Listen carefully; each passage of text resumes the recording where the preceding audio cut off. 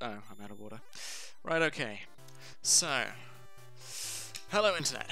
My name is Rock'n'Drag, and I'll be going through all the cards that you'll use in the run for those who want to learn how to speedrun Pokemon TCG.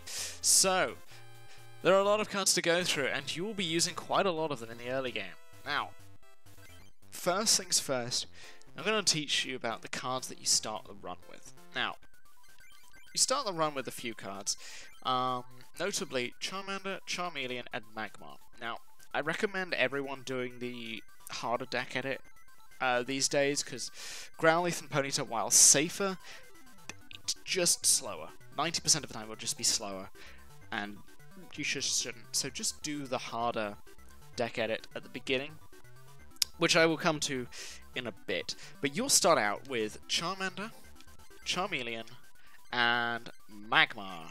This Magmar as your fire Pokemon starting out. Now, they have similar functions. First off, Charmander is pretty decent as itself. First thing to note is its HP, 50. Pretty tanky for a basic Pokemon. Not as tanky as Seal, but we'll go over Seal later. It's pretty tanky. Scratch is just 10 damage for free. Any colorless energy, 10 damage. Pretty decent. Pretty decent versus Grass Pokemon too. 20 damage against Grass Pokemon. You'll try me using this though, Ember. Now, Ember requires a fire energy and to discard it when you are using this attack. So just keep that one in mind. Yeah, just this you don't really want to use unless you've got enough fire energy to back it up. Now the same goes with Flamethrower and Flamethrower on Charmeleon, and Charmeleon has Flamethrower, and I think Magmar has that version of Flamethrower too. Yeah, it does. So Charmeleon, so Charmander, pretty good. Just remember its retreat cost is 1, which is also pretty good. So you can just swap it in and out pretty freely. And if you have Charmander as a backup Pokemon, just put a random energy on it, so it can retreat back if your Diglett needs help getting out.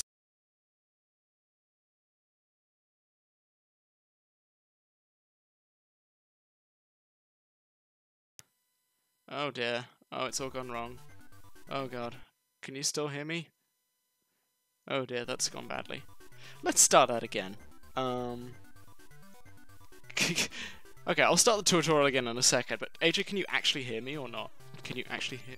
Like, am I being outputted? Okay, I'm good. Okay, I'll restart the tutorial. Yeah.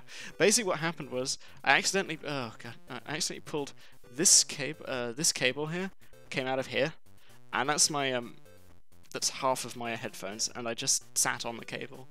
I sat on the cable and it cut out. Just yanked me out. Right, let's start that again. Alright. Derp. Okay. Okay. Hello Internet, my name is Rock'n'Drag, and I'll be going over a tutorial for the cards you'll use in the run for those who want to learn how to run speedrun, Pokemon TCG. Right, so first off we're going to go over the cards that you start your game off with.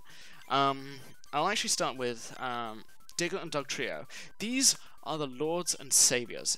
Praise Diglett and praise Dugtrio. These will carry you through most of the game. And I'm not even joking. This little mole... Anyway, it's not a mole, is it? Is it? Yeah, it is a mole. This little mole will carry you through the majority of the game, and he's a mole too, yeah. These two are your big carries for the game. Now, problems with Diglett. The only downside to Diglett, honestly, is its requirement for unique energy cost, so it requires fighting energy for both of its costs, and it's not very tanky at 30 HP. But other than that, it is fantastic. 30 damage from a 2 energy move is the gold standard for moves, for the most part. It's got a weakness to grass, so you generally don't want to be using it against the early gym, the grass gym, unless it's as a meat shield or you're fighting, I think it's Heather or Brittany, who have things that are weak to fighting. So just bear that in mind. But Diglett, utterly fantastic. It's just got everything. It's even got a free retreat cost. You cannot want more than this Pokemon. Now, Dugtrio, obviously you need a Diglett, and you need to have waited a turn to for Diglett to evolve to this, but much the same as Diglett, it's got some pretty unconditional moves. This Earthquake, just bear in mind it does do 10 damage to each of your bench Pokemon, so just bear that in mind, but don't worry too much about it, because it's generally, except for the Murray fight, you don't need to worry about this. You really don't. Just bear in mind also that you really don't want to have a backup, because it wastes time by doing the damage. There'll be an animation that'll do damage onto your bench Pokemon. Bear that in mind, just try not to have a backup if you have Dugtrio. Just only use backups if you really need it. But then again, if you've got a Dugtrio out, generally you're winning the game. So, just, yeah. You don't have to have... You try and avoid having backups, but don't hesitate. These guys will carry you through so much of the game. You start the game with it, and you end the game with it. This is the deck that will carry you through...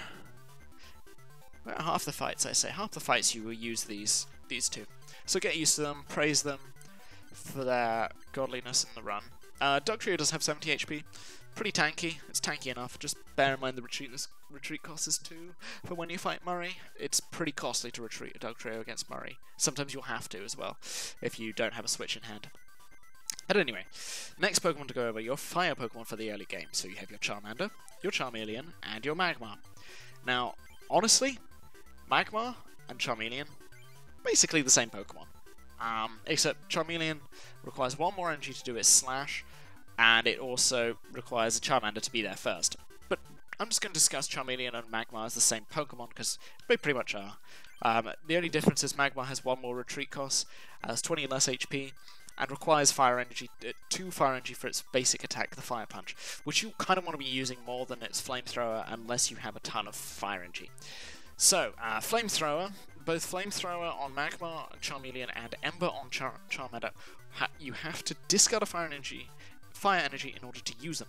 So try not to use them unless it will get you the kill and or you have backup fire energy to burn. If you have a Charmander and you've got a Charmeleon in hand, try your hardest to wait for the Charmeleon to just use Slash, because Slash is 30 damage without any cost. But sometimes you can't afford to. Sometimes you just need to burn through Pokemon and you won't get Charmeleon. Perfectly fine. But if you've got a Charmeleon in hand or Charmander on the field, do think about evolving to Charmeleon. Just know that it's not necessary, because Charmander is pretty tanky at 50 HP, and 30 damage will do the job for everything but Venusaur, which you'll very rarely see, and Vileplume. And those how much HP does Vileplume actually have? That's a good question. It's got 80, so yeah. For Vileplume and Venusaur, which you'll occasionally see, and some 50 HP basics that you'll face in the forms of Eevee and Dittos and some other things that you'll fight in the early game with 50 HP.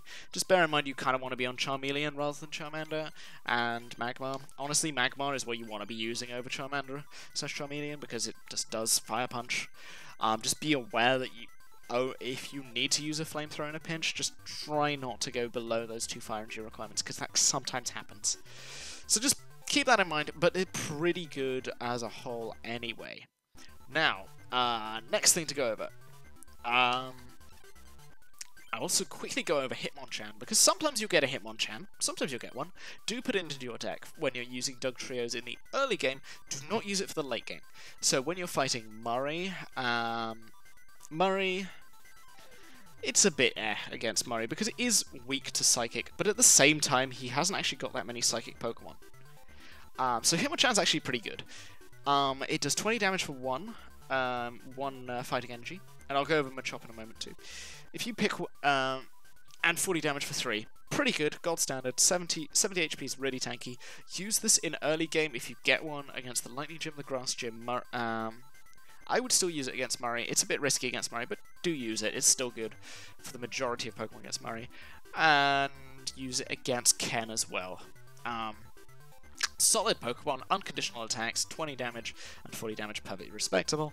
Just bear in mind that weakness is a bit of a hindrance against, certainly against Murray, but against Ken, the Grass Gym, Ken and the Grass Gym, it's not a hindrance. It in fact makes it slightly better than Diglett for the most part. It's obviously worse than Dugtrio, because Dugtrio is God, but just bear that one in mind. And the final thing is, if you use it in the Lightning Gym for the last 2 fights, just keep in mind it's not immune to damage like Diglett is.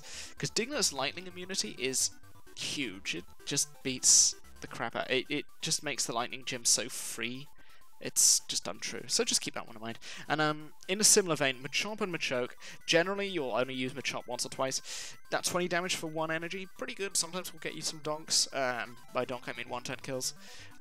40 damage against Pokemon that weak to it, like lightning Pokemon, like Voltops and Magnemites, and certain normal Pokemon like, I don't know, what is it? Porygon.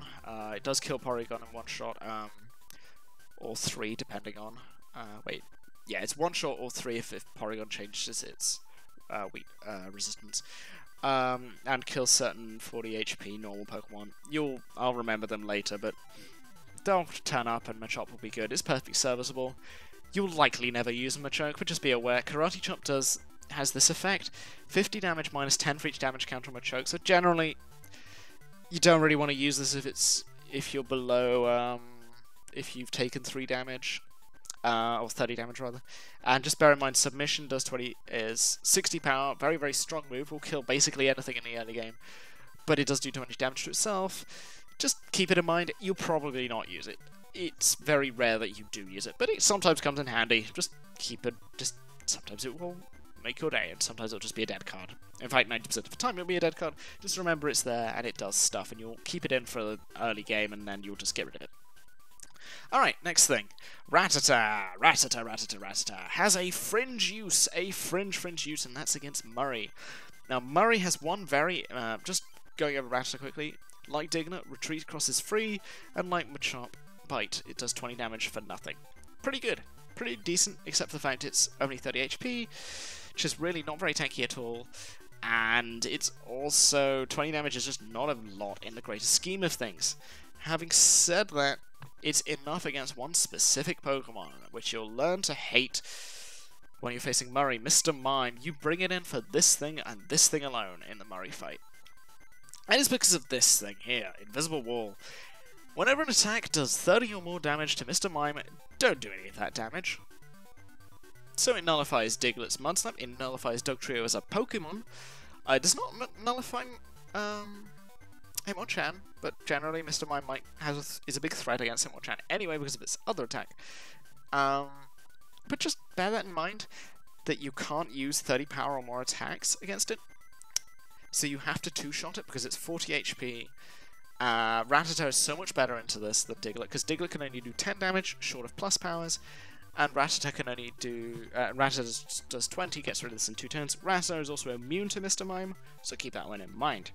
One last thing with Mr. Mime, don't do what I've done once or twice. Do not put a plus power on Rattata and then attack into Mr. Mime, because that will bring it over into the 30 damage threshold and deal no damage. Don't ever attach plus power to Rattata. Save some frames. Save a life. Anyway, Rattata, yeah. Rattata is literally brought in for Mr. Mime and Mr. Mime alone. Just remember that function of Rattata. Other good thing about Rattata, it's got free energy, free retreat cost, so just great for switch strats and great for if you need to. Yeah, it's just switch strats. Great for switch strats. Now, next thing I'm going to be over. Next thing. Oh, the electric Pokemon. We'll go over those because we do use them. So with level 12 Pikachu. I know there's like a bajillion versions of Pikachu, but you'll be using the level 12 one. Level 12 one. Let's go over its base things for a moment. Retreat cost 1. Generally don't really see that very often, but sometimes it's relevant. 40 HP. It's moderately tanky, but I'll come to its tankiness in a moment. Colors, any energy for Gnaw. Pretty good, 10 damage. We'll 2-shot most things in the Water Gym. Thunder Jolt, though. This is the main reason you're using Pikachu. Now, Pikachu, if you flip a coin before you use this attack, and if it's tails, you do 10 damage to yourself. This means Pikachu isn't as tanky as it looks by any stretch of the imagination. That 40 HP makes it one of the least tanky Pokemon in a rung. I'd almost say it's less tanky than Diglett because of this ability alone. However, like Diglett, it's got 30 damage move, and it will one-shot nearly everything except Lapras in the Water Gym. And Wartortle. And I suppose Seeking, and I suppose a couple of other things, but generally you'll be one-shotting things with this. Now, so you will use this a lot, and get used to seeing this little chubby face. It's wonderful.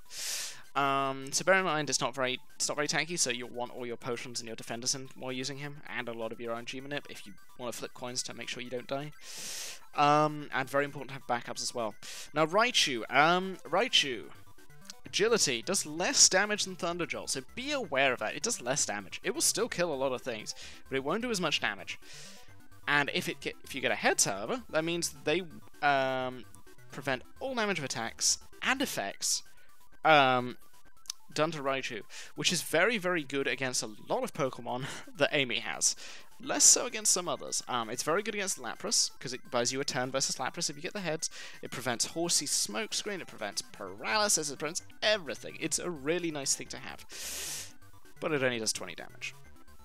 Keep that in mind, as sometimes you want to not evolve your Pikachu because the 30 damage is more clutch against 50 HP Pokemon and some other cases. However, if you've got 4 energy, no, you'll never use that one. Bear in mind, this is the level 40 Raichu. Just remember, it's the level 40 one, not the other one. Now, the other thing is Thunder. Flip it coin. If it's Tails, 30 damage to itself. Now, while Raichu is pretty tanky at 80 HP, that's a third of its HP being taken away by this. So, you'll generally not want to use this. And this is why you want to delay using your Raichu in those fights that you use Raichu for as long as possible. Really as long as possible. Unless it's key. Unless you absolutely must need it against like a Blastoise, a Wartortle, or a Lapras. You want to avoid using it otherwise, because this will one-shot everything in the Water Gym. Everything. Absolutely everything. Except for that one fight which we do with other cards.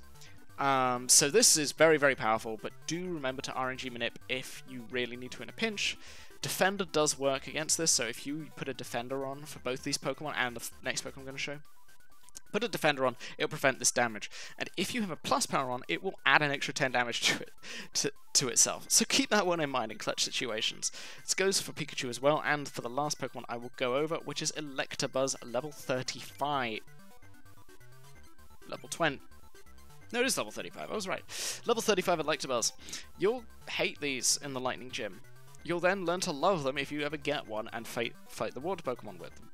Problem with downsides of Electabuzz, the retreat costs, and also it requires a coin flip for both of its attacks. Plus side is its basic attack paralyzes sometimes. Can be clutch, can be very clutch in some situations. Very, very good against the Squirtles and the Horsies that you'll see, because that will deny them an attack and sometimes deny energies being put on those Pokemon. Very nice. But what you want to do is Thunder Punch. Thunder Punch does 30, either plus 10 damage to the enemy, or 10 damage to yourself, depending on the coin flip. Heads for 10 more against them. Tails does 10 damage to yourself. Now this is very key against Lapras, which has 80 HP at base. If you didn't start the fight against Lapras, and it just came in off a swap, it will be at 80 HP, and this is the only ability that will one-shot Lapras's for 2 energy. Obviously Raichu does this as well for 4, but it can be very clutch, and this is the ability you want to RNG manip for the most against Lapras. It's more specifically Lapras than like Wartortle and whatnot, because Wartortle has 70 HP, you can just add a plus power if you're lacking the damage, but bear in mind this, if you add plus power, this will also do 20 damage to you instead of 10. So just keep that one in mind, and if you add a second plus power because you can't quite RNG manip your way out of it, it will do 30 damage to yourself. And with Electabuzz is 70 HP, it's not great, but just bear in mind, it's a decent Pokemon. It's really good. I would honestly prefer using this to Pikachu, and if you have 2 Electabuzzes, then just only use Electabuzzes. If you have 2, only use Electabuzz in the Water Gym because it's just better. Just way, way, way better. By miles. Right, next Pokemon. We'll go over the 2 Singletons, and then we'll go over some more corner case ones. Oh no, we'll go over Singletons, and then we'll go over the couple of late game ones. Right, so Singletons. Scyther.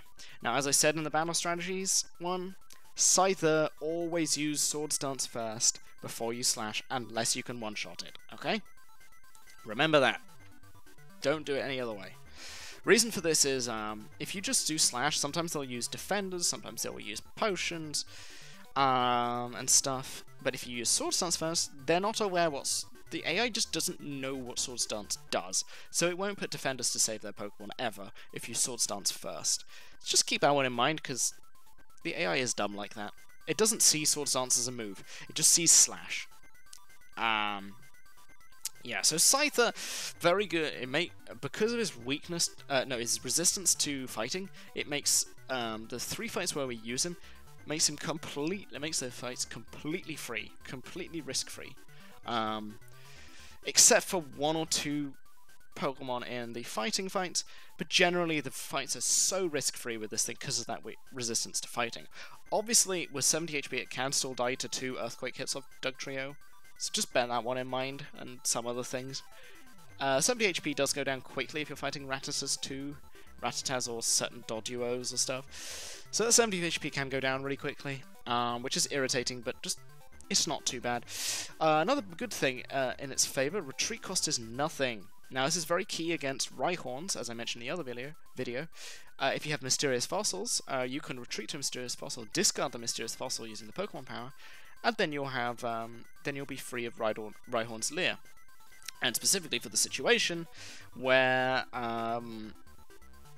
you have a plus power in hand. Bear in mind, if you retreat, Swords Dance is cancelled. So just keep that one in mind. If you retreat at all, or switch or whatever, Swords Dance effects are cancelled. So don't do that. You tend to want to retreat if you have a plus power in hand against a Rhyhorn, and he just coin flip to heads against you. Or the Rhyhorn is on 10 HP and you just need to finish it off with a Slash. And you got a heads against you. Other than that, yeah. Swords Dance before Slash every time. Scyther is top-notch Pokemon. You'll use him and you'll be happy with him. Final singleton of the run is this Mewtwo, and we'll use him against Rick and Mitch, and in some routes you use him against Joseph, Rick's Guardian, Gatekeeper. Key things to note with Mewtwo, as I mentioned in the combat strats video, try and discard 2 energy on the first turn, or at least 1 energy on the first turn, and use energy absorption on the first turn, so you can attack on the second turn with Cyburn. Just keep that in mind, try and do it.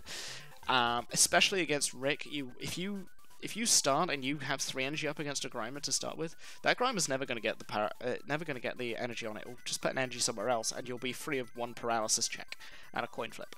And that saves so much time, you have no idea. So try and always get the energy absorption up first. Now, bear in mind, specifically against Rick, you can die to other Mewtwo's that he has, because your weakness of Psychic and your 70 HP are liabilities against those. Not so much liabilities against Grimers, but again, Grimers and the like, but they are it's a liability against other Mewtwo's. And bear in mind also against Rick that if he sets your weakness to Grass because of Porygon, then Mewtwo will take double damage from all Grass Pokemon. So just bear that one in mind. Generally, on Rick, you just set one up and it will just go to town, kill everything, and you'll be fine. Mitch, just be careful because he can die. Your Mewtwo is pretty frail at 70 HP. It might not seem that way, but when all the basic moves of Pokemon on Mitch's side do 20 damage for the most part, and then 50 and 40 damage from the later ones, it can really hurt you and kill you horribly. So just try to keep that in mind. Try and keep him healthy against Mitch. But Rick, you don't need to keep him healthy. You just need to make sure you one-shot the Mewtwo's when you're fighting with your Mewtwo. Now the last main pair we're going to be going over is Seal and Dewgong. Now Seal is actually a pretty sad Pokemon. Requires a Water Energy for its 10 damage move. Has 60 HP. Retreat cost of 1. Not a very good Pokemon. What you're using him for is for Dewgong. Dewgong is our savior in the final Ronald fight and Courtney fights, at least, and sometimes you use him against Rod too. Rod, Ronald, and Courtney. Definitely use it against. You always use it against Courtney, and you always use it against Ronald, unless you're risking it for the biscuit against Ronald. And you can use it against Rod too if your Dugtrio count is weak. Now, Dewgong, pretty simple. 3 energy, 50 damage. That's Dewgong. That's literally Dewgong. That's all you need to know. I'm joking. Again, in certain situations, this is key. Now, specifically against Lapras, and what's the other one I'm thinking of. It's Lapras and one other Pokemon. Oh, Dragonair. Lapras and Dragonair have very, very dangerous effects to Dugong. Lapras will confuse you, and Dragonair will kill you, or start taking your energy off you with its Hyper Beam. So, just to stop that, Ice Beam, if you're in a bit of a pinch, and you're facing a Dragonair or a Lapras, Ice Beam first and try and get the paralysis off. And if you get the paralysis off, they won't do anything, and then you can kill them the turn after, because both of the Lapras and Dragonair have 80 HP, and the 50 plus 30 is 80, and they die horribly. So just remember that. You can't really retreat against retreat with it. So if you have a backup, make sure your backup is a Seal with 1 energy, at least. Or a Mysterious Fossil, alternatively, obviously. And use Switch rather than retreating, because the retreat cost is massive on it. I mean, it's reasonably tanky at 80 HP, but sometimes you'll need a retreat to get rid of those statuses, those nasty, nasty statuses. But Dugong and Seal are late-game kings, along with Diglett and Dugtrio, which you'll be using in the late game as well. Right, now onto the cards that are sort of a bit more fringe case. Now, first ones I'm going to mention are replacements for Seal and Dugong. If you have, like, 1 Dugong, which can happen sometimes, because you're always guaranteed 1 Dugong, but sometimes you have a really weak Dugong count, like just 1, or maybe 2. Then look down a little further for Magikarp and Gyarados. Magikarp, it is pathetic. It is frankly pathetic. Tackle and Flail basically do the same thing, except for this does 10 damage times the number of damage counters on Magikarp. Generally, you'll be using Tackle if you're attacking with Magikarp at all, but sometimes if you've got 2 counters on it and a defender on Magikarp, then you can use Flail and do 20 damage. Yay. Excuse me. So just bear that one in mind. It's really pathetic because, 1, it requires a energy to retreat, it has 30 HP, it will die to pretty much anything. What you're using it for, again, like Seal, you're using it for Gyarados, which might as well say slightly tankier and more restrictive Dugong. Same as Dugong, basically, it just requires 3 blue energy, and Bubble Beam does 40 damage instead of 30 damage. It does the same thing as Dugong. Dugong and Gyarados are pretty much interchangeable. The only difference is Gyarados is resistant to fighting and weak to grass, while Dugong is weak to thunder, which never comes up, except maybe against Ronald. It's relevant against Ronald, because Dugong can sometimes die to Jolteon, specifically, whereas Gyarados doesn't die to Jolteon. One last thing, Gyarados has 20 more HP than Dugong, so slightly safer than Dugong. But to play Gyarados, once you've got a Gyarados on the field, it's safer. Magikarp is not safe. You want to generally use Seal Dugong, because Seal Dugong is safer because Seal is safer than Magikarp, not because Gyarados is safer than Dugong. Now, if you've got rubbish counts of Gyarados and Magikarp as well, there is one final option. It is this Articuno, which, I might as well say, another clone of those.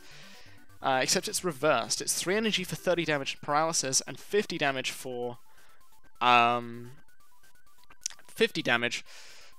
energy.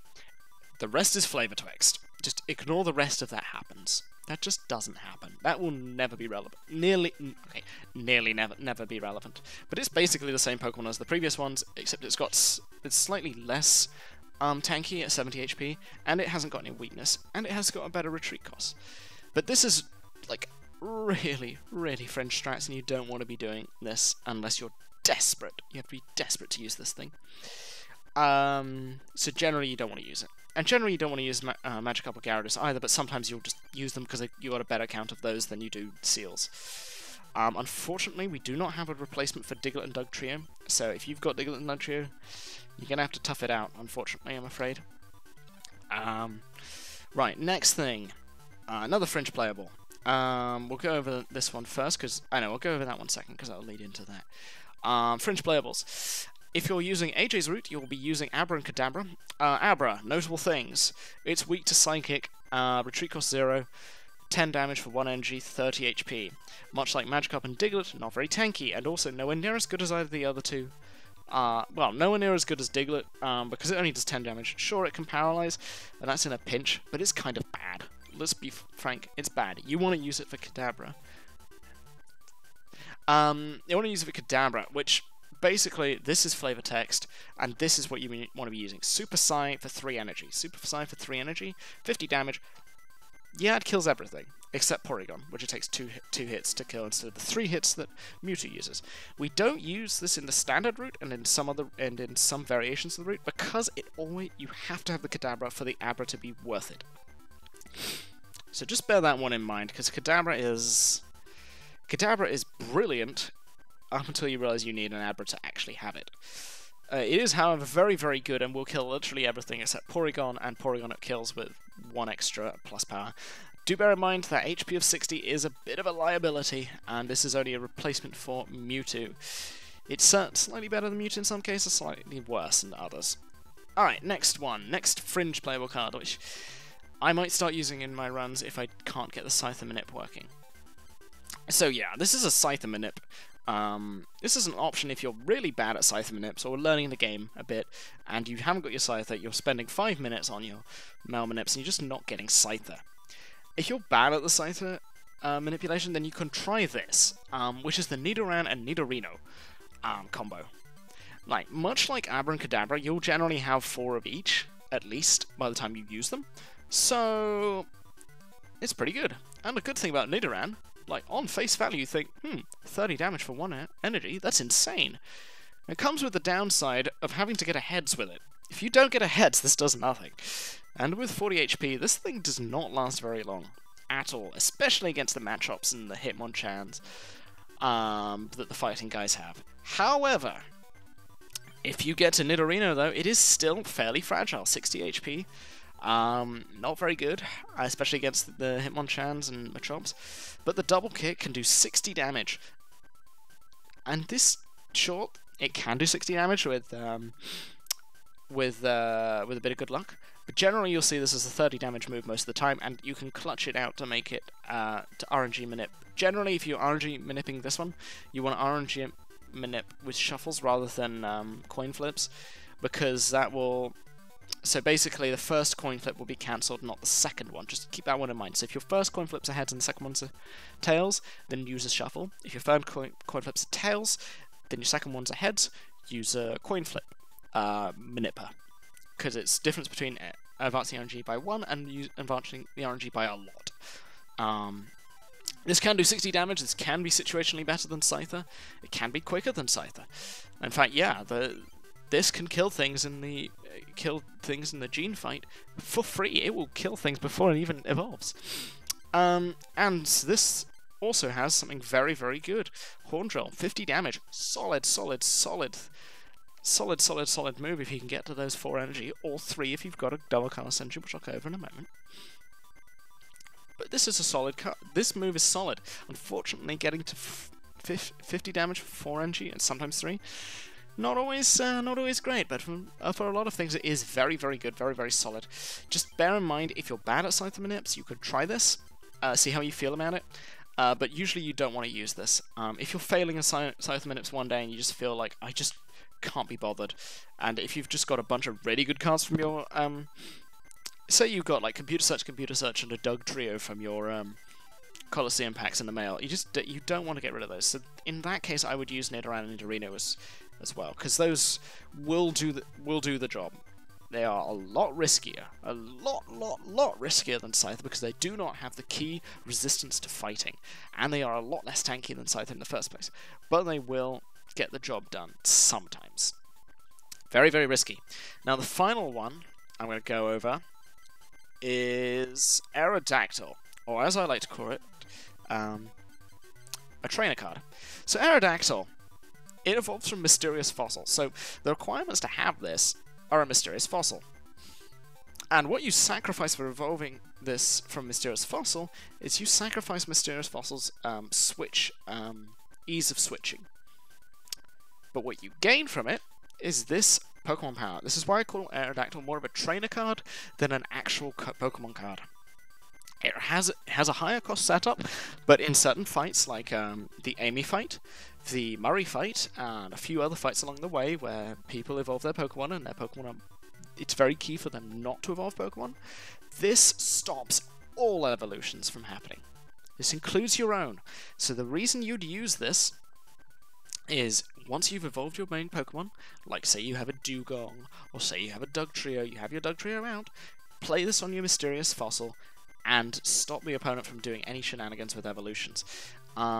This can also be evolved early in the Murray fight, because you don't need a Dugtrio in the Murray fight, it's just slightly better sometimes. It saves you a turn or two sometimes in the Murray fight. It's not by no means necessary. Getting one of these out early against Murray, it just kills his deck completely. Completely and utterly. Unfortunately, this move does not save it against Murray. That 30 damage, 3 energy, you'll never do it. You're using Aerodactyl for the prehistoric power. You want to have set up, once you're comfortably set up, or you're fighting Murray, play this and stop any shenanigans from happening. Now that's a fringe card. I'd say put it in. It's on the lower priority of putting in cards, trainer cards. I consider it a trainer card in itself. So there we go. And now we'll go from the top of the most important cards, which you put 4 of all the time in your deck, and then we'll go down the list. Oh, one other thing before we go on to trainer cards. Energy's all here. The only one you need to know, double colorless. Useful for Raichu, useful for Scyther, useful for Nidoran, Nidorino, more Nidorino, and in some other cases, which I can't think of right now, but I think those are the majority of cases. Gives 2 energy instead of 1, but they are colorless energy. Very handy for how we kill things fast with Scyther is with this thing, and Raichu likes it if you're in a bit of a pinch. And what was the other one? Aerodactyl, I suppose, likes it, but you don't generally want to use this. You'll cut this as soon as you're done with Scyther, basically. Now.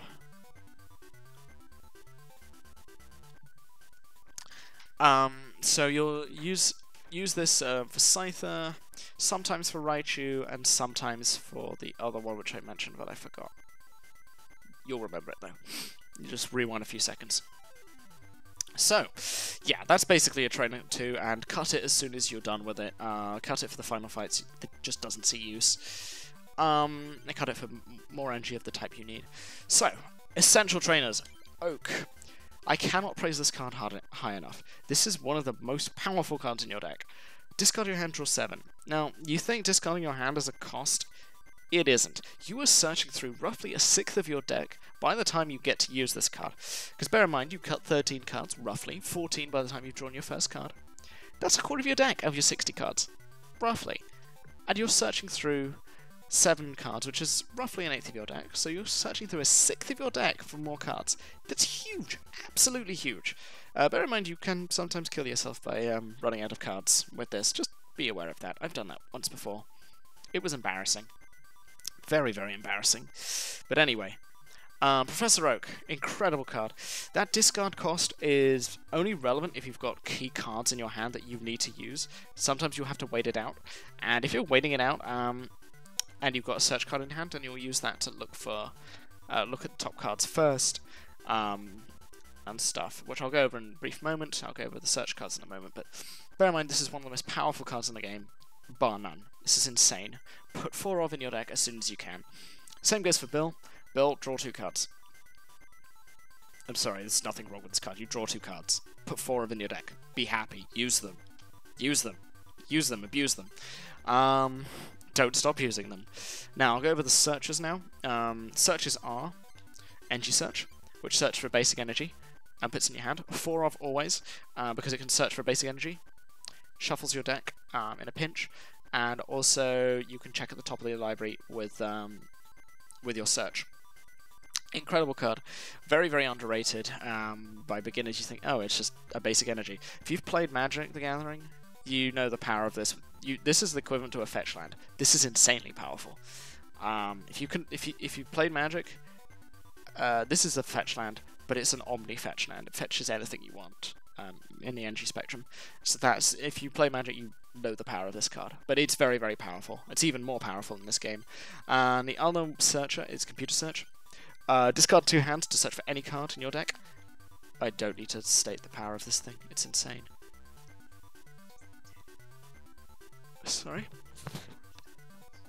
2, I think. 2, I think. If not, it's 3. Right. Sorry about that. Where was I? thank you very much, AJ. Yes, thank you very much for pointing that out. NG search cannot search for double colorless NG, just bear that one in mind. Thank you very much for pointing that out. Now, but the thing that can search for it, computer search. It can search for double colorless NG, and sometimes you will use it for that. Look for any keycard you need. Discarding 2 cards, not a cost. In fact, sometimes it's a benefit in the Muta case. Incredible card. Absolutely incredible. Yeah, 4 of always as well. And now for the final card that's similar vein to computer search. Item finder. Discard 2 cards to bring a trainer card back from your discard pile into your hand. This is powerful. Very, very powerful. Now, sometimes if you're using Mewtwo, what you can do is you can use like a Bill or an energy search, then discard 2 cards with this, pick up the energy search or Bill, and just have those 2 energies discarded, and then you can go with your Mewtwo turn 2. Other than that, this card's insanely powerful as well for just reusing trainer cards. Bear in mind this does not affect 2 cards in particular, and I'll go over them straight away. Plus power and defender.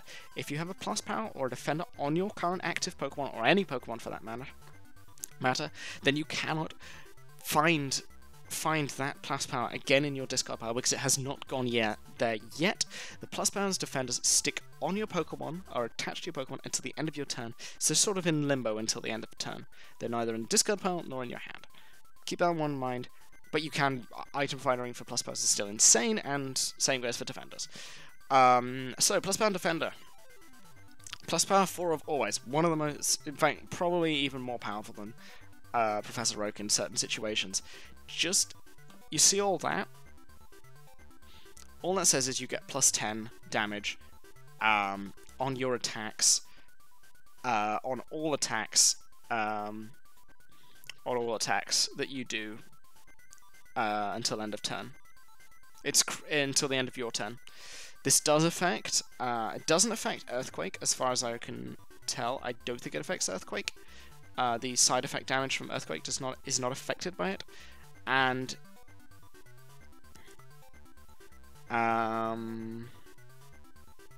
it also does 10 damage. It does do 10 damage extra on Raichu, Electabuzz, Pikachu, and just bear that one in mind, and it does 10 damage, 10 bonus damage in a lot of situations. This card's insane.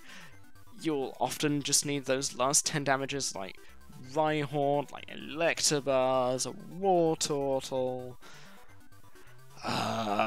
certain Zapdoses, Articunos. It's just everywhere. This card is just insane.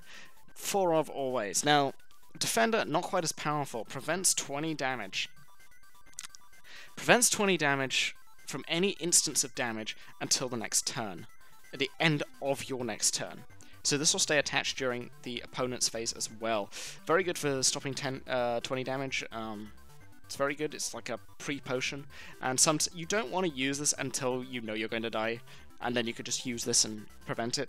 Very, very good when you're using Pikachu and Raichu and Electabuzz, because this does cancel out the damage you do to yourself.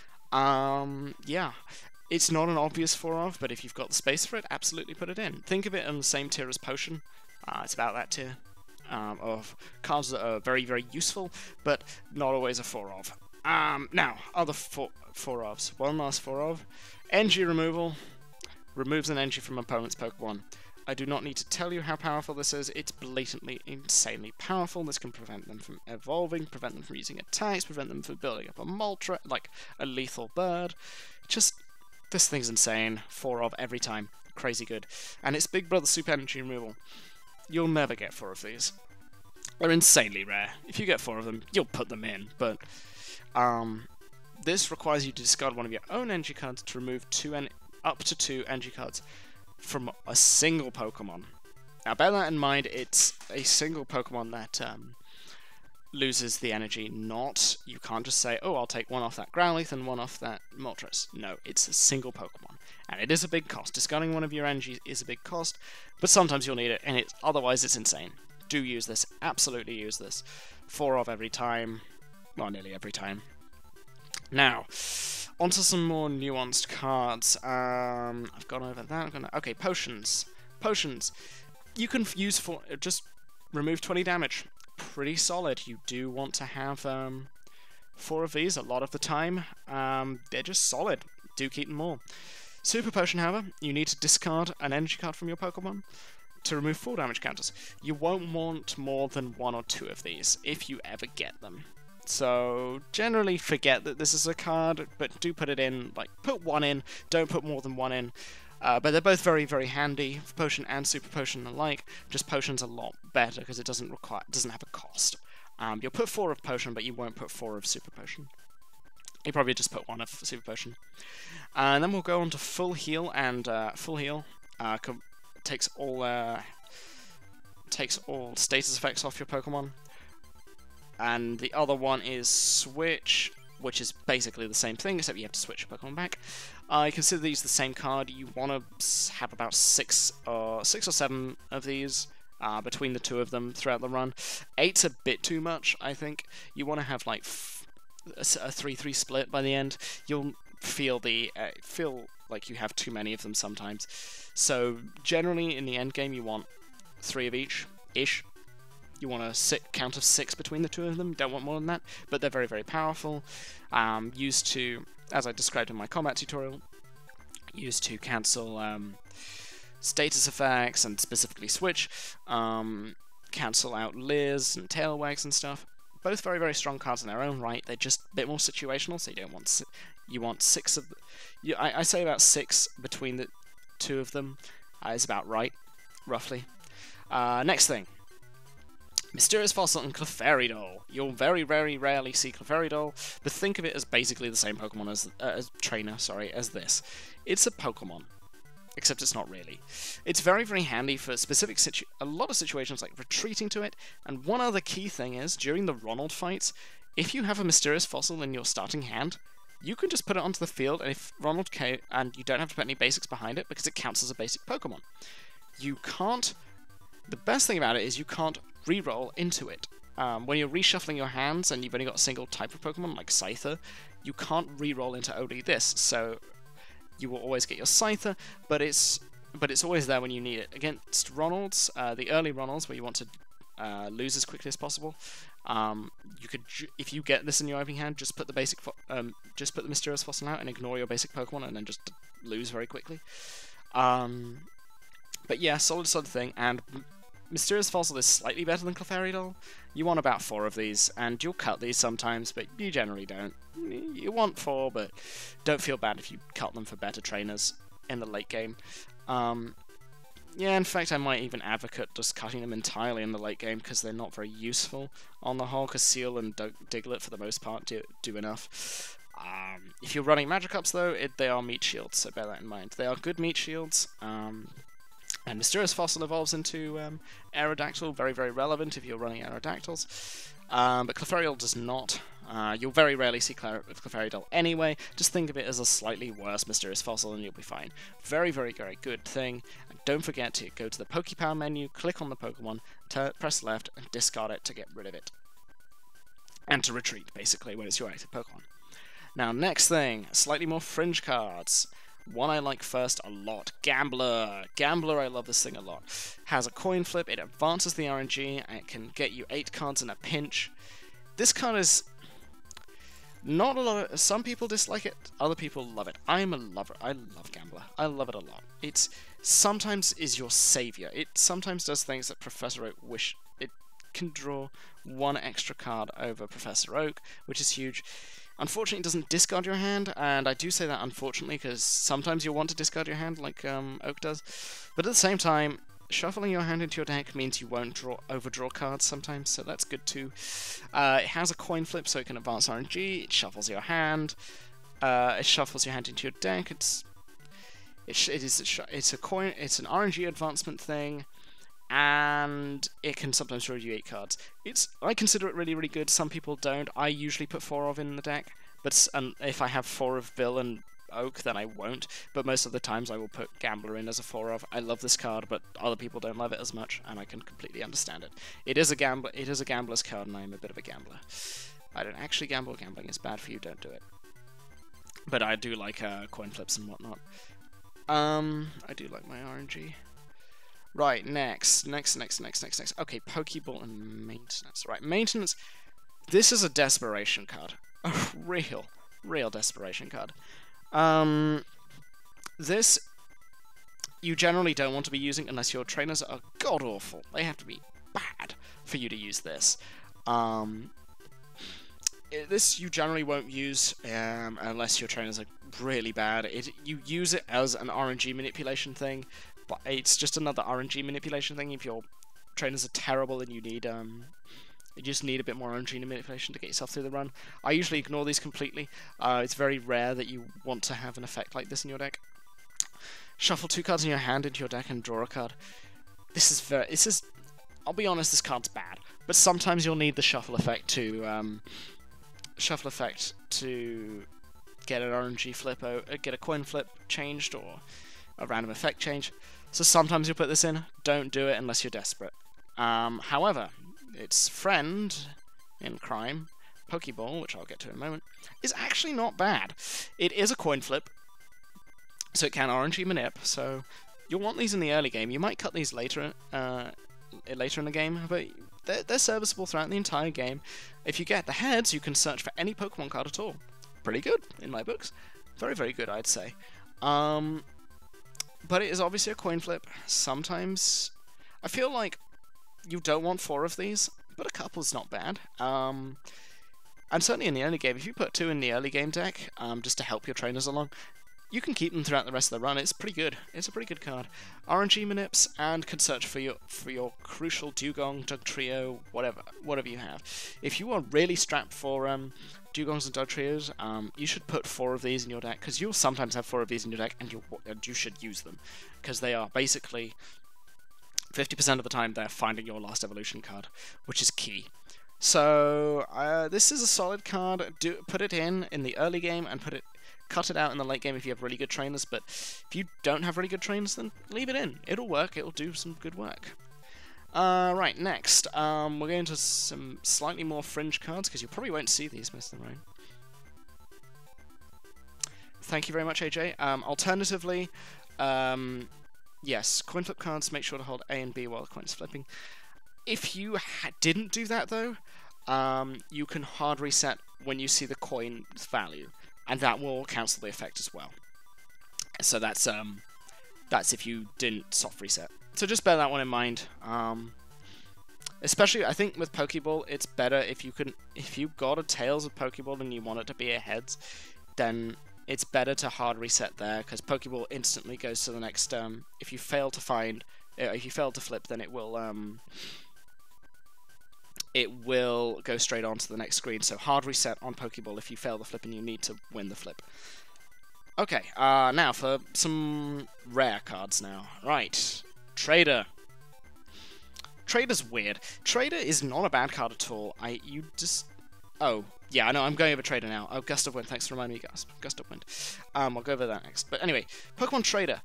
It's like Pokeball, but instead of flipping coin, you shuffle your deck and you trade a Pokemon in your hand for any Pokemon in your deck. This is really solid in the late game. It's really solid throughout. You just never see it. It's a rare card in an obscure pack. If you see it, jump for joy and put it in. You probably won't get more than 1 of these in a run if you ever get one. But it's Hi. But it's solid. Put it in your deck. Don't put 4 of in your deck if you for some reason have 4 of them. Don't do that.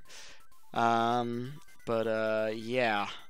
Think of it as a Pokeball that shuffles your deck and trades for 1 of, and instead of coin flipping it, simply trades a card in your hand for 1 in your deck. Pretty handy. You'll probably never see it though. That's just life. Now where's Gust of Wind? Gust of Wind, 4 of always. Always. Swaps your opponent's active Pokemon with a benched 1.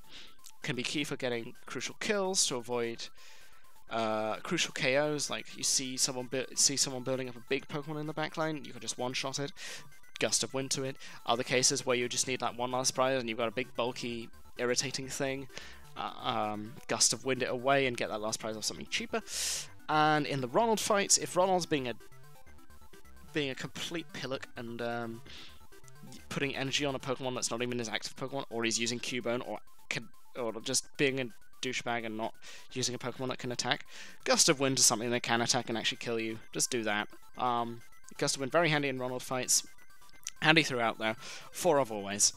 Now, other rare cards. Imposter Oak. This... Oh, I forgot to mention... Alright, I forgot to mention the boss RNG. Right. I forgot to mention boss cheating.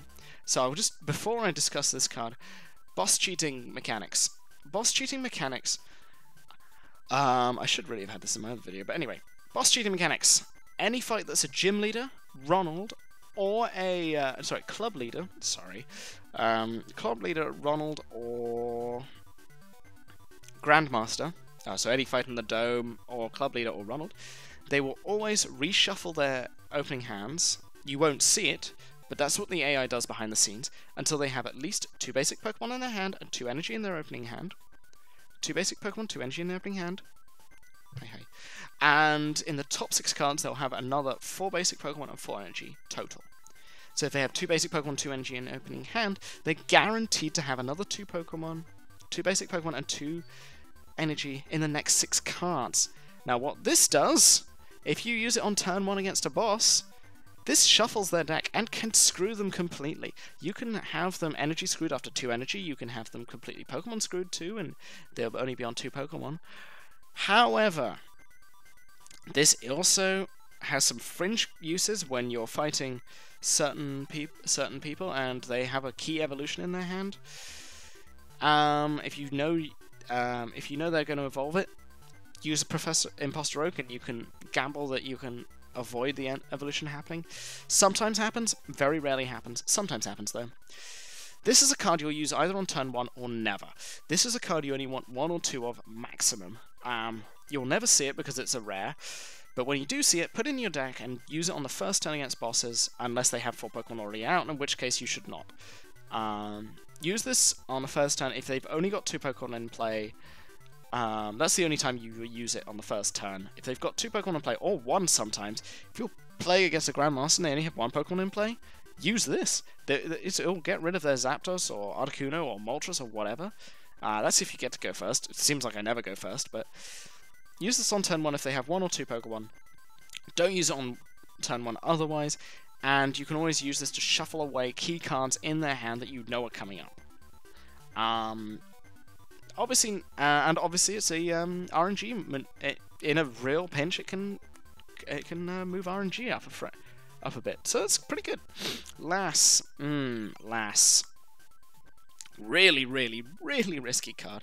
You don't want to use this generally. You might put 1 in your deck and use it on turn 1, like I said before, for the same reason you use Imposter Oak. However, it comes at the cost of losing all your trainer cards in your hand. Now, in a pinch, this is an RNG Manipper. In a pinch, on turn 1, if you've got everything you need in terms of energy, and like, say you had a turn 1 with 4 energy in your hand, Dugtrio in your hand, Lass and something else. Or 3 energy on your hand, Lass and 3 energy, Diglett, Dugtrio in your opening hand, you would use Lass on turn 1.